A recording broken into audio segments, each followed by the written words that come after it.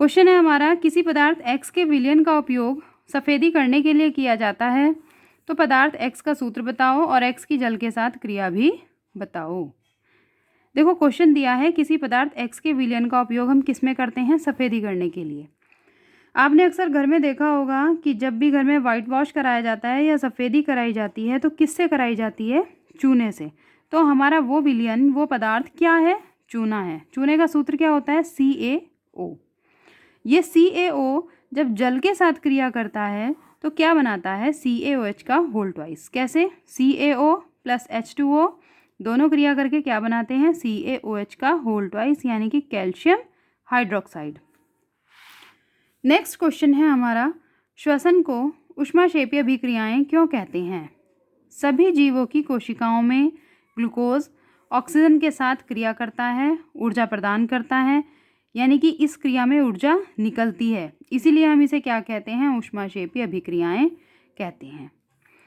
देखो एक रिएक्शन से समझते हैं। C6H12O6 plus 6O2 is equal to 6CO2 plus 6H2O plus ऊर्जा, यानी कि जब ग्लूकोज ऑक्सीजन के साथ क्रिया करता है तो क्या बनता है, कार्बन डाइऑक्साइड बनती है, जल और साथ में ऊर्जा निकलती है। नेक्स्ट हमारी कुछ रासायनिक समीकरणें हैं जिन्हें हमें संतुलित करना है।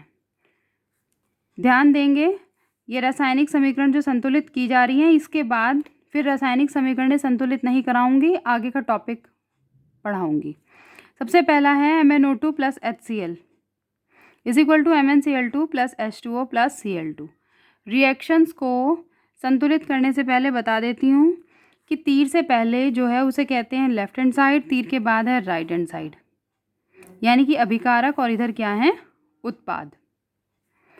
जब भी हमें किसी भी रासायनिक समीकरण को संतुलित करना है तो हमें ध्यान रखना है कि तीर से पहले तत्वों के परमाणुओं की संख्या तीर के बाद तत्वों के परमाणुओं की संख्या के कैसी होनी चाहिए, बराबर होनी चाहिए। ध्यान देंगे, एक एक तत्व को लेकर चलेंगे। Mn, यहाँ पर Mn का 1 है, यहाँ पर भी Mn का 1 है। यहाँ पर O के कितने हैं, 2। यहाँ पर O का देखो 1 है, अगर मैं यहाँ पर 2 ले लूँ, मैंने यहाँ पे लिख दिया है, तो यहाँ पर भी O के कितने हो गए, 2।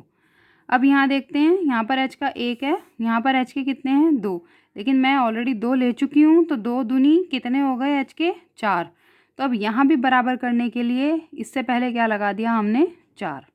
अब देखो पूरी रिएक्शन जो संतुलित हुई है उसमें यहाँ पे Cl के भी 4 हैं और यहाँ पर Cl के 2 और 2 4। अब देखो जो रिएक्शन हमें मिली हैं वो रिएक्शन पूरी की पूरी कैसी है, संतुलित। हम चेक कर सकते हैं, Mn का 1, Mn का 1, O के 2 हैं, यहाँ पर O के 2 हैं, 2 एकम 2। यहाँ पर H के 4 हैं, यहाँ पर H के देखो 2 दूनी 4 हैं, यहाँ पर Cl के 4 हैं, यहाँ पर भी Cl के 2 और 2 कितने हैं, टोटल 4 हैं। ठीक है, ऐसे ही और भी सारी रिएक्शंस हैं जो संतुलित की हुई हैं। एक रिएक्शन और बता देती हूँ, PbNO3 का whole twice is equal to PbO plus NO2 plus O2। Reaction को ध्यान से देखेंगे, इस समीकरण को संतुलित करना है। यहाँ पर Pb का 1 है, यहाँ पर भी Pb का 1 है। इससे आगे चलते हैं, यहाँ पर N के 2 हैं और O के कितने हैं, यहाँ 2, यहाँ 3, तो 2 3 6। ये होल ट्वाइस है तो इसका मतलब ये 2 इसके साथ भी है और ये 2 इसके साथ भी है। ओके, तो N के हैं 2 और O के कितने हैं, 6। आगे चलते हैं, अब यहाँ पर तो N का कितना है, ध्यान दो, यहाँ पर N का कितना है, 1, लेकिन यहाँ पर तो N के अभी तक 2 हैं, है ना, और यहाँ पर O के कितने हैं, 2, और यहाँ पर O के कितने हैं, 2। रिएक्शन क्योंकि बहुत टिपिकल सी लग रही है, यहाँ पर O के 6 हैं, यहाँ पर O के 1 और 2 3 और 2 कितने हो रहे हैं, 5। तो अगर मैं यहाँ पर 2 ले लूँ तो अब देखो Pb के कितने हैं, 2, तो यहाँ पर भी मैं Pb से पहले क्या लगा दूँगी, 2, तो Pb के दोनों तरफ कैसे हो गए, इक्वल। अब हम इससे आगे चलते हैं, N के देखो यहाँ पर N के कितने हैं, 2 और 2 ये हैं, तो 2 दूनी N के कितने हो गए, 4। बराबर करने के लिए यहाँ पर भी N से पहले मैंने क्या लगा दिया, 4। ठीक है, तो N के कितने हो गए, 4। अब आगे बढ़ते हैं, क्योंकि हमने ऑलरेडी 2 लगा रखा है, यहाँ पे है 2, 2 3 6, O के अंदर कितने हो गए, 6 और 2 बाहर हैं, तो 6 दूनी कितने हुए, 12। तो देखो यहाँ पर O के कितने, 2, यहाँ पर 4 दूनी 8, यहाँ पर कितने, 2, 2 और 8 10 और 2 12। तो ये हो गई इक्वल, तो इसका मतलब पूरी की पूरी रिएक्शन हमारी कैसी हो गई है, संतुलित। ऐसे ही और आगे भी करेंगे, सेम ऐसे ही प्रोसीजर चलेगा इन्हें करने का।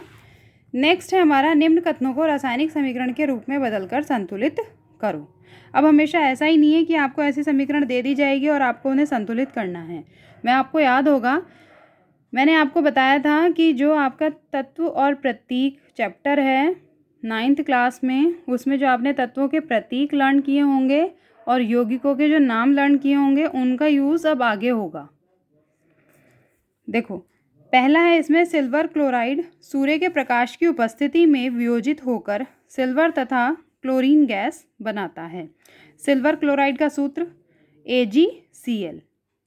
सूर्य के प्रकाश की उपस्थिति में, तो सूर्य का प्रकाश वियोजित होकर क्या बना रहा है, सिल्वर यानी कि Ag बना रहा है और साथ में क्या बना रहा है, क्लोरीन गैस। ठीक है, हमने क्या किया, ये रिएक्शन अपनी तरफ से नहीं लिखी, जैसा जैसा हमें क्वेश्चन में दिया हुआ है वैसा वैसा ही हम लिखते जा रहे हैं। सिल्वर क्लोराइड बोला, सिल्वर क्लोराइड लिख दिया। सूर्य का प्रकाश की उपस्थिति कही, सूर्य के प्रकाश की उपस्थिति कर दी। वियोजित होकर, वियोजित यानी कि वो टूट गया है, किस किस में, सिल्वर में और क्लोरीन में, तो इधर सिल्वर भी लिख दिया और साथ में क्लोरीन भी लिख दिया। ठीक है, साथ में कहा गया है कि आपको रिएक्शन को संतुलित भी करनी है। तो 2AgCl, यहाँ पर Ag के कितने, 2, तो यहाँ पर भी Ag के कितने हो गए, 2Ag यानी कि 2। यहाँ पर Cl के कितने, 2, तो यहाँ पर भी Cl के कितने हो गए हैं, 2। हम देख सकते हैं कि हमारी पूरी की पूरी रिएक्शन कैसी है, संतुलित। नेक्स्ट है, आपको ये भी याद रखना है कि बुझा चूना कौन सा होता है और बिना बुझा चूना कौन सा होता है। बुझा चूना यानी कि CaOH का होल ट्वाइस और बिना बुझा चूना यानी कि CaO। देखो, रिएक्शन है हमारी, बिना बुझा चूना जल से अभिक्रिया करके बुझा हुआ चूना बनाता है। ये रिएक्शन आपने पीछे भी पढ़ी थी। तो CaO क्या है हमारा, बिना बुझा चूना। ये देखो, ध्यान से देखो, बिना बुझा चूना जब ये जल के साथ क्रिया करता है तो क्या बनाता है, CaOH का होल ट्वाइस। एक बार चेक भी कर लेते हैं कि हमारी समीकरण जो है संतुलित है या नहीं। यहाँ पे Ca का 1 है, यहाँ पर भी Ca का 1 है। यहाँ पर O के देखो कितने हैं, 1 और 1 2। यहाँ पर भी O के देखो कितने हो गए, बाहर ट्वाइस लिखा है ना, 2। यहाँ पर H के कितने हैं, 2। यहाँ पर भी H के कितने हो गए, 2। नेक्स्ट हमारी रिएक्शन है सोडियम हाइड्रोक्साइड। सोडियम हाइड्रोक्साइड यानी कि NaOH और हाइड्रोक्लोरिक अम्ल यानी कि HCl जब आपस में क्रिया करते हैं तो क्या बनाते हैं, सोडियम क्लोराइड और जल। देखो, ये OH यहाँ से ले लिया, यहाँ से H ले लिया, दोनों ने मिलकर क्या बना दिया, H2O। यहाँ पर Na बचा, यहाँ पर Cl बचा, इन दोनों को साथ में लिख दिया, क्या बन गया, NaCl, है ना। आप देख भी सकते हो कि ये तो बन तो रहा ही है रिएक्शन, लेकिन साथ साथ जो हमें कहा गया है उसी के अकॉर्डिंगली हम चल रहे हैं। सोडियम हाइड्रोक्साइड कहा, सोडियम हाइड्रोक्साइड लिखा। हाइड्रोक्लोरिक अम्ल कहा, हाइड्रोक्लोरिक अम्ल लिख दिया। दोनों की अभिक्रिया कही, अभिक्रिया कराई। फिर बोला सोडियम क्लोराइड बनाओ, सोडियम क्लोराइड हो गया। जल बोला तो जल बना दिया। साथ साथ हमें ये चेक करना है कि हमारी रिएक्शन संतुलित है या नहीं है। यहाँ पर Na का 1 है, यहाँ पर भी Na का 1 है। यहाँ पर O का 1 है, यहाँ पर भी O का 1 है। यहाँ पर H के कितने हैं, 2। यहाँ पर भी H के कितने हो गए, 2। यहाँ पर Cl का 1 है, यहाँ पर भी Cl का 1 है। नेक्स्ट हम चलते हैं बेरियम क्लोराइड। बेरियम क्लोराइड यानी कि BaCl2 और सोडियम सल्फेट यानी कि Na2SO4 जब आपस में क्रिया करते हैं तो जल में अघुलनशील बेरियम सल्फेट बनाते हैं और सोडियम क्लोराइड बनाते हैं। ठीक है, अब देखो, ये Cl के 2 और ये Na के 2, इन दोनों ने आपस में क्रिया करी, क्या बना दिया, 2NaCl। और यहाँ पर Ba बचा, यहाँ पर SO4 बचा, इन्होंने आपस में क्या बना दिया, BaSO4। रिएक्शन चेक कर लो, संतुलित है या नहीं। Ba का 1, Ba का 1, SO4 का 1 है, SO4 का 1 है, Na के 2 हैं, Na के 2 हैं, Cl के 2 हैं, Cl के भी 2 हैं। नेक्स्ट, जिंक धातु की पट्टी को कॉपर सल्फेट के विलयन में अभिकृत करके जिंक सल्फेट बनता है और शेष कॉपर धातु अलग हो जाती है। Zn + CuSO4, Zn ने SO4 के साथ क्रिया करी, क्या बनाया, ZnSO4 और कॉपर को अलग कर दिया। रिएक्शन चेक कर लो, संतुलित है या नहीं। Zn का 1 है, Zn का 1 है, Cu का 1 है, Cu का 1 है, SO4 का 1 है और पूरा SO4 का भी 1 है।